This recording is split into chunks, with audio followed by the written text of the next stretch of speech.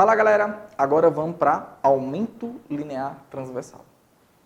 Eduardo, o aumento linear transversal é uma grandeza adimensional em que indica uma relação entre as alturas do objeto e da imagem. Como assim, Eduardo? Se eu posicionar um objeto à frente de uma lente convergente ou divergente, esse objeto, aliás, a lente tratará de construir uma imagem. Você já sabe que essa imagem poderá ter o mesmo tamanho que o objeto, um tamanho menor que o objeto ou um tamanho maior que o objeto. E sempre haverá uma relação de tamanho entre eles e essa relação é chamada de aumento linear transversal. É adimensional porque a relação é de duas grandezas de mesma natureza. Então é claro que a unidade de medida terá que ser cancelada. Eduardo, primeira relação, já que é uma relação entre as alturas, então o chamado aumento linear transversal é simplesmente uma relação entre a altura da imagem pela altura do objeto. O que ela significa?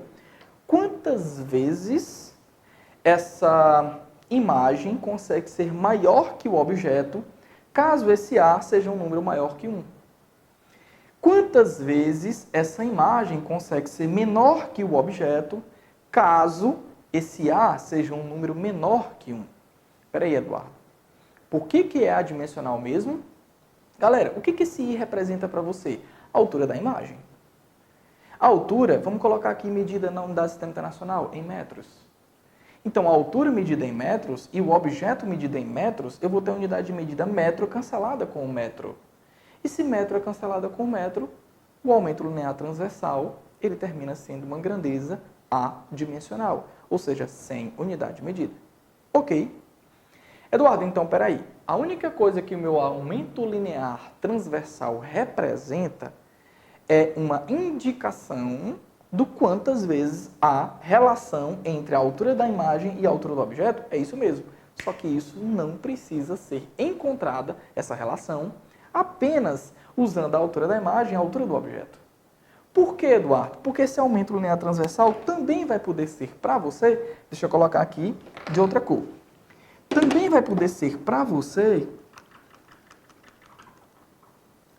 essa relação, ó. Aumento linear transversal vai ser menos P' sobre P. Eduardo, mas P' e P são distâncias horizontais de acordo com o eixo principal daquela lente. Concordo. P' é distância de imagem à lente. P é distância de objeto à lente. Mas existe uma relação matemática entre alturas e distâncias. Por exemplo, supondo que essa minha imagem, ao se formar, se forme 2 vezes maior do que o tamanho do objeto. Em que condição isso aconteceria? Se eu tivesse colocado o meu objeto um pouco mais próximo da lente aqui, justamente entre o ponto principal e o foco. Se eu colocar o meu objeto um pouco mais próximo à lente, a minha imagem vai se afastar e aumentar de tamanho. E se ela se formar 2 vezes maior do que o objeto? Em tamanho. Essa relação também acontecerá, ó. A imagem ela estará 2 vezes mais distante da lente que o objeto. Ou seja, as relações de distâncias horizontais, de P e de P', são muito bem relacionadas com as distâncias verticais, a altura de imagem e a altura de objeto. Eu posso até lhe dizer que I sobre O obrigatoriamente é igual a menos P' sobre P. Eduardo, e qual é a necessidade desse sinal negativo? Esse sinal negativo, galera, eu queria que você percebesse o seguinte.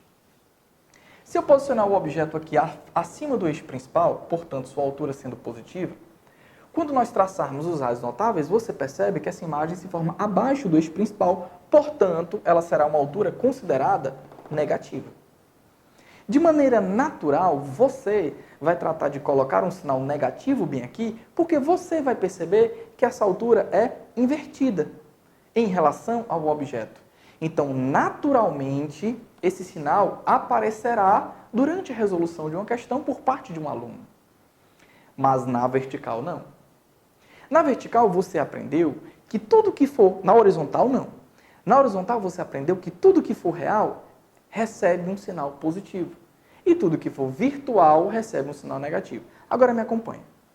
Essa imagem, ela é formada pelo cruzamento efetivo dos raios ou por prolongamentos? Pelo cruzamento efetivo. Então, essa imagem aqui, ela é real ou é virtual? Real. E se essa imagem é real, a distância dela até a lente é o que nós chamamos de quê? De P'. Então, P' será uma grandeza positiva ou negativa? Positiva. Então, peraí. Se P' será uma grandeza positiva, e bem aqui eu diria que a minha imagem, já que está abaixo do eixo principal, é negativa, eles sairiam com sinais opostos. Se eu calculasse o aumento linear transversal através dessa fórmula, naturalmente você, aluno, colocaria, já que a imagem está abaixo do eixo principal, você atribuiria um sinal negativo bem aqui e encontraria um sinal negativo para o aumento linear transversal. Mas, se esse sinal negativo não existisse, você, aluno, perceberia que essa imagem é real e a distância dela até a lente, você atribuiria um sinal positivo para o P', porque você está vendo que P' é real. Você jogaria aqui um sinal positivo e para o P também, porque P também é real. Então, você encontraria um aumento linear transversal com o mesmo valor, mas você encontraria com um outro sinal. Para que isso não aconteça, quando nós tratamos de distâncias horizontais para encontrarmos o aumento linear transversal, precisamos de maneira artificial, ou seja, já trazendo na fórmula o sinal negativo à frente de P'. O que não é necessário quando você usa essa expressão para calcular o aumento linear transversal. De novo, por que nessa expressão o sinal negativo não vem à frente da imagem? Porque não é necessário, galera. Por que não é necessário? Porque a obrigação de quem resolve a questão, ao perceber que a imagem é invertida, perceber que, de acordo com os referenciais gaussianos, essa imagem será negativa. E, de maneira natural, você colocar um sinal negativo à frente desse I e encontrar um valor negativo para a resolução do aumento linear transversal. Isso não acontecerá de maneira espontânea, utilizando os referenciais de Gauss, caso você usasse essa expressão. Daí porque a expressão, ela obrigatoriamente já tem que vir com sinal negativo inserido na fórmula, para que nenhum erro matemático seja cometido. Show de bola? Veja que isso acontece aqui também. Essa imagem, ela é acima ou abaixo do eixo principal? Acima. Então, de acordo com os referenciais gaussianos, o que está acima do eixo principal é uma grandeza positiva. A altura dessa imagem, ela deve ser bem aqui, positiva. No entanto, essa imagem é formada pelo cruzamento de um prolongamento com um raio efetivo. Então, essa imagem é virtual. Se essa imagem é virtual, o sinal de P', que é a distância da imagem até a lente, tem que ser negativo. E que, já que tem que ser negativo, você atribuiria nessa expressão e não na outra, o que geraria um problema. Então, para que esse problema não aconteça, é necessário que de maneira espontânea o sinal negativo já venha aqui. Porque veja que nesse caso, a imagem, já que ela é virtual, você atribuiria um sinal negativo em P'.